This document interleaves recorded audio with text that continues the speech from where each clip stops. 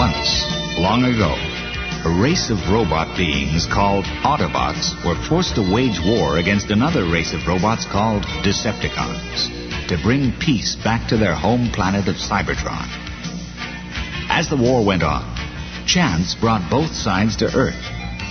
They crashed so violently on landing that all the robots lay in the Earth's crust, seemingly without life, for over 4 million years.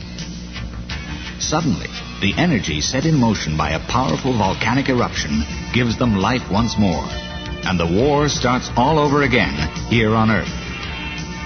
Among the robots' many strange powers is the ability to transform into other shapes, and they use this to disguise themselves to fit in with the civilization they find on Earth. The Autobots have to defend themselves. They have to protect this planet with all its valuable resources and the people who live here. And they must also build a new spaceship if they are ever to get back to Cybertron. The Transformers. Autobots Fight Back. Optimus Prime was briefing Bumblebee for a spying mission. Find out all you can, he said. It is most important that we know what the Decepticons' plans are. The safety of the Earth people as well as our own depends on that knowledge. A few hours later, the small Autobot was in sight of the Decepticons' remote mountain stronghold. He scanned the surroundings with his supervision. There were Decepticon lookouts on several vantage points, but Bumblebee's special skills lay in his ability to move stealthily and secretly. Keeping under cover, he reached the inner part of the rocky complex. He followed a narrow tunnel and found himself looking down into a cavern where Megatron and the more important Decepticons were having a discussion. Work on rebuilding the space cruiser is going well, Megatron was saying. But it will all be in vain if we cannot complete the power system. But it is complete, said Starscream. It only needs assembly. It also needs to be tested, said Megatron. Report, Soundwave. Ion drive power system requires test and running in. Restricted space in Decepticon base unsuitable. Recommend exploration. We are wasting time, shouted Starscream. Testing, running in. Is our technology so bad that we cannot trust our own work?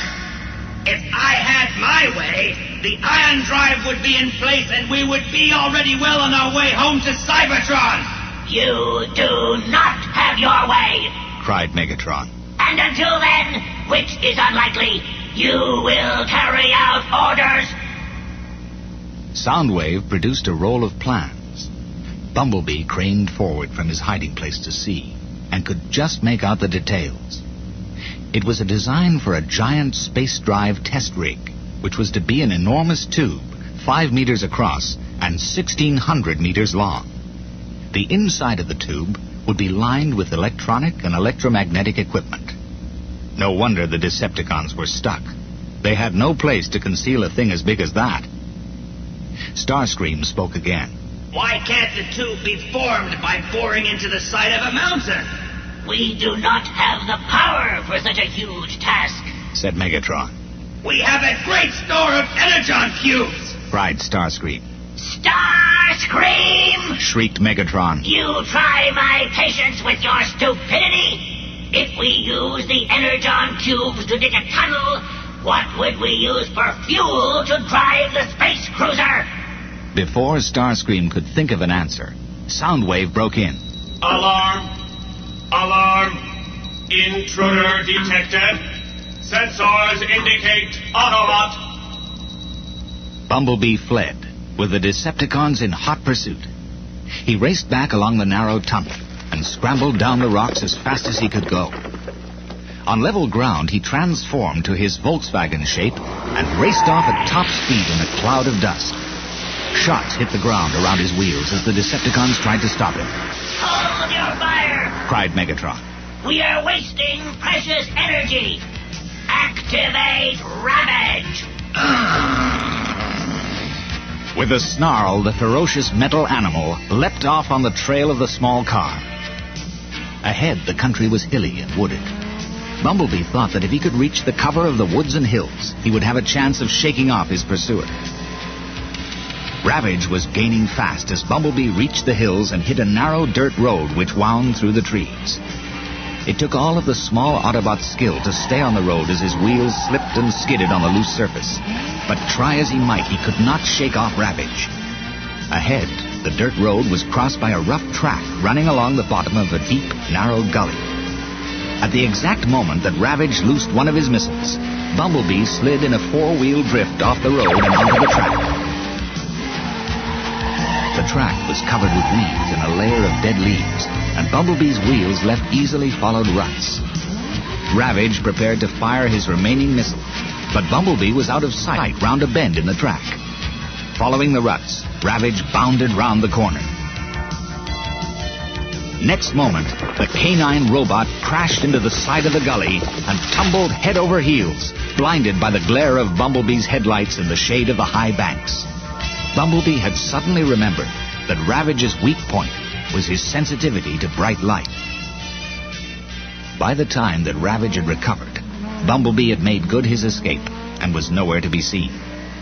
Ravage prowled along the track, hoping to pick up the Autobot's trail, but Bumblebee had managed to climb the steep slope, leaving no trace on the hard ground. Growling to himself with rage, Ravage turned the last bend and saw that the gully came to an abrupt end against a sheer hillside, thickly clad in trees and undergrowth. There seemed no way through. Ravage pushed through the bushes and between the trunks of young trees. Soon he was close to the hillside, and he made a surprising discovery. There was a wide opening in the hill. Hidden from outside by the trees, a high arched entrance to what must be a cave rose above Ravage's head. Activating his audio-visual sensors, the Decepticon passed through the arch. It might just be the hiding place of the fleeing Autobot spy.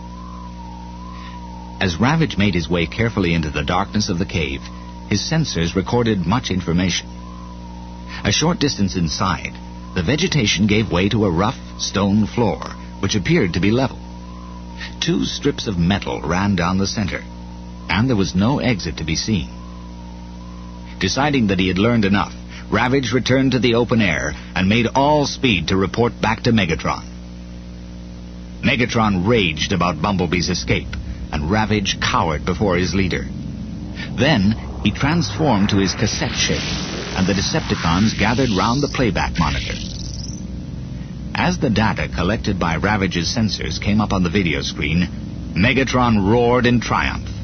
Those miserable Autobots and their clumsy spy have done us a great favor. This cave may be the means of our testing the ion drive. With luck, it will convert easily as a space drive test rig. I will make a personal inspection. Led by Ravage, Megatron and Soundwave located the cave. As they explored the interior, Soundwave checked out the dimensions. Data suggests primitive Earthling artifact. Purpose unknown. Partial destruction by rockfall. Remaining section measures 1,600 meters. Diameter 5 meters. Exactly what we need, cried Megatron. Metal strips suggest crude energy conductor system. Forget those. Said Megatron. Contact base. I want work to start immediately on transporting the equipment. Nothing must stand in the way of assembling the space drive test rig and testing the ion drive. Meanwhile, Bumblebee was reporting to Optimus Prime. So, it seems the Decepticons are having problems with their ion drive, he said. More trouble than they're worth, said Trailbreaker. Give me good old-fashioned neutron drive every time. This should keep Megatron and company grounded for a long time to come. There's no guarantee of that, said Optimus Prime. The Decepticons are not only ruthless, they are also highly ingenious. They'll find a way out of their difficulties one way or another. Unless, that is, we can do something to stop them. Bumblebee, I want you to return to the Decepticon base and see what else you can find out. And be more careful this time. Bumblebee was back with his report by nightfall. The Decepticon base was all but deserted. Megatron and all the more important Decepticons had gone, taking most of the technical equipment with them. This is worse than I thought, said Optimus Prime. Quickly, the Autobot leader issued his orders. Trailbreaker, take up position on that hill to the south. Keep a listening watch for Decepticon radio signals. They must still keep in touch with their base, and you, Hound, do the same on the ridge due north of here. Trailbreaker and Hound transformed into their shapes as motor van and jeep and set off in opposite directions. Once in position, they extended their monitoring aerials and tuned to Decepticon frequency. The air was alive with Decepticon radio messages. In a very short time, both Autobots had recorded all the information they needed and were hurrying back to base to report to Optimus Prime.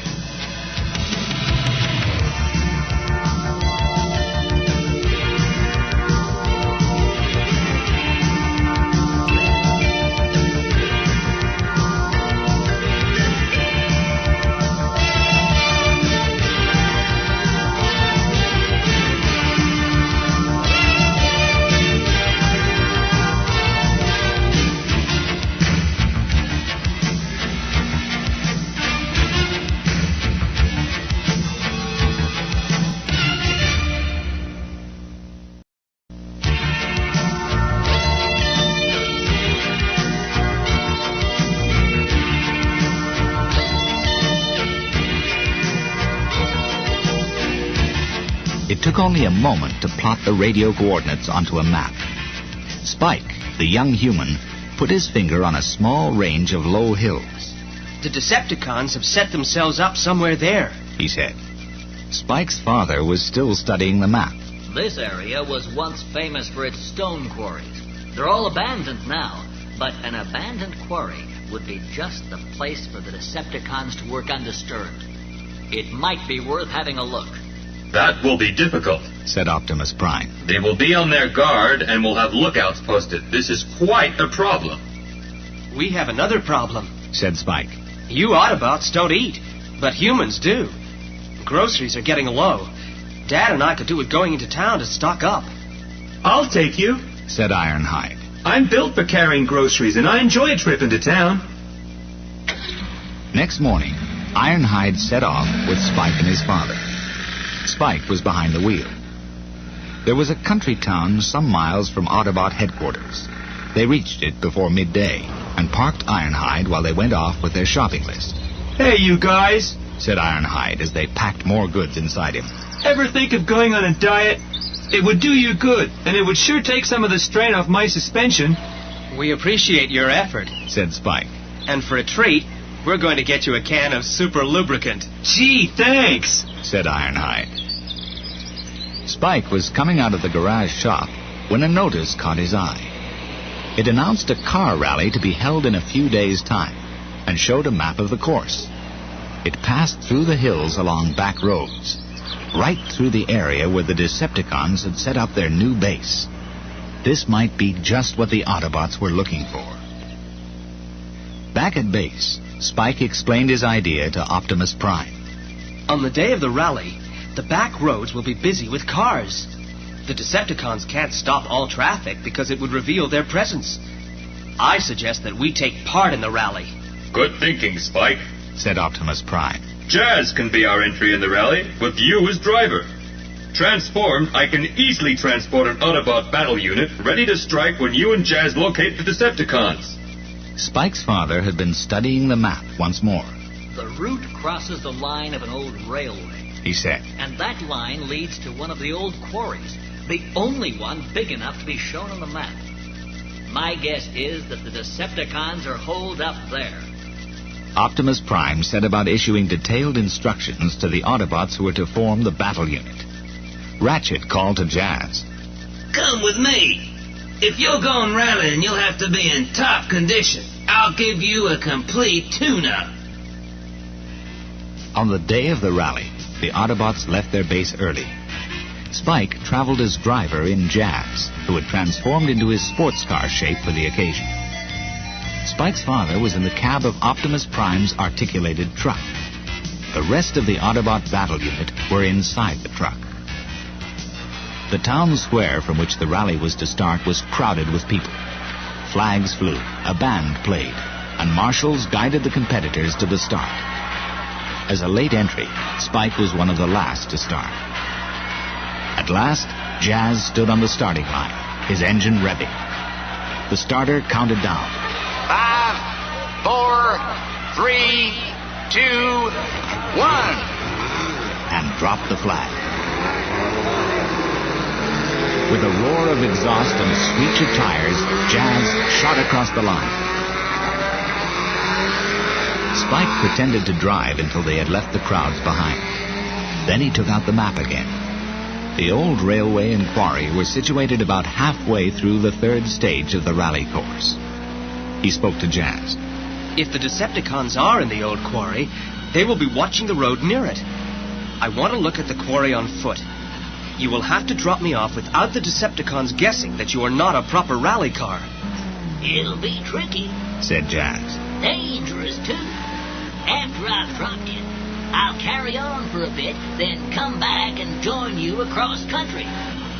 You need me to communicate with Optimus Prime and the battle unit. Quiet now, said Spike. There's a checkpoint coming up.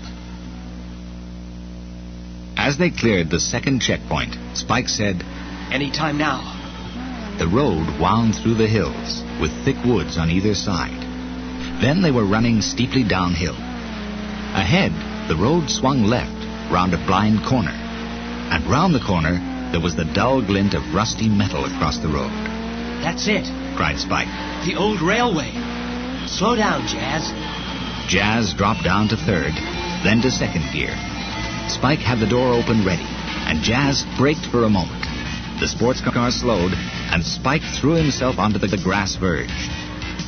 As he rolled over and over, he heard Jazz accelerate up the next hill and into the distance. With any luck, a Decepticon lookout would not realize that the car had slowed right down, nor notice that it no longer had a driver. Spike rose to his feet. He looked carefully around, then began to follow the rusty railway track up to the quarry. Spike crept stealthily from tree to tree as he followed the track. It was very quiet. There was no hum of machinery, no sound of voices. He kept his eyes open for the shine of metal, but there was nothing. At the top of the long slope, he found the quarry. It was deserted, both by men and Decepticons. Everything was overgrown. There were the ruins of several buildings and a stone-crushing plant. On the rusty rails stood an abandoned train of half a dozen rusty hopper wagons. At that moment, Jazz came back, appearing from among the trees. They're not here, said Spike. He took out his map again. I bet that's where they are, he cried excitedly. We went the wrong way. The railway leads to an old tunnel. Quick, see if you can call up Optimus Prime. Good thinking, Spike, said the Autobot leader when Spike explained about the tunnel. The Decepticons are bound to have fortified the tunnel mouth, but your dad says that railway tunnels have air shafts. We'll surprise them by dropping in. Stand by for further instructions. I'd like to take a look, said Jazz. Same here, said Spike. The two made their way cautiously back down to the road and across it. They followed the winding railway cutting. And there was the tunnel. The Decepticons had partly cleared away the undergrowth, and the tunnel was brightly lit. Complex machinery glowed with power as preparations went ahead for the ion drive test. Jazz's radio crackled. It was Optimus Prime. We have located a hidden air shaft. We are about to launch our attack. Stand by to give support. Nothing happened for a moment. Then Soundwave's alarm call echoed from the tunnel. Alarm! Alarm! Intruders! Autobots intruders! At Optimus Prime's command, the Autobots dropped through the air shaft, firing their weapons as they went. Caught by surprise, the Decepticons retreated. Then Megatron's voice rang out above the firing. Stand firm, Decepticons! We are fighting for our return to Cybertron! Quickly, the Decepticons rallied. They took cover among the machineries. The Autobots, on the other hand, were exposed in an empty section of the tunnel under the glare of the lights. Optimus Prime acted swiftly. The lights! He cried. Shoot out the lights! A blast of Autobot fire shattered the lights. Under cover of the darkness, they now found the Decepticons easy targets against the purple glow from the test equipment. But as soon as the Autobots tried to get close, they were driven back each time. Optimus Prime called up Jazz on the radio. Create a diversion, he ordered. Welcome! Replied Jazz. I'll draw them off with my photon rifles. Then Spike's voice sounded in the radio. Can you hold their attention just a little longer? I have an idea. When you get the word, get out of the tunnel fast. What's the plan? Said Jazz. The wagons, said Spike. Get me back to the quarry as fast as you can. Mystified, Jazz transformed. And as he bumped his way back up the old railway track, Spike explained. Jazz skidded to a halt, and Spike leapt out. He ran to the first of the wagons, jumped up, and heaved on the rusted brake wheel. He did the same on the others, as Jazz transformed back to his robot shape. Jazz watched as a panting Spike pushed against the buffer of the last wagon. You've done your bit, Spike. He said. Allow me! And with one mighty thrust of his metal muscles, he sent the whole train of wagons rumbling along the track, out of the quarry, and down the long slope to the tunnel. As the wagons sped faster and faster, Jazz signaled. Jazz to Autobots! Now! Get out fast! The trucks rumbled across the road, lurched round the last bend, and with a roar burst into the tunnel. Decepticons were scattered in all directions. The steel hoppers plowed through the iron drive test rig, and the whole complex exploded in a blinding glare of released energy. In a cloud of dust, the tunnel collapsed on top of the wreckage. Spike and Jazz joined the other Autobots. Do you think that this is the end of the Decepticons? Asked Spike. I'd like to think so, said Optimus Prime. but I think we'll just have to wait and see.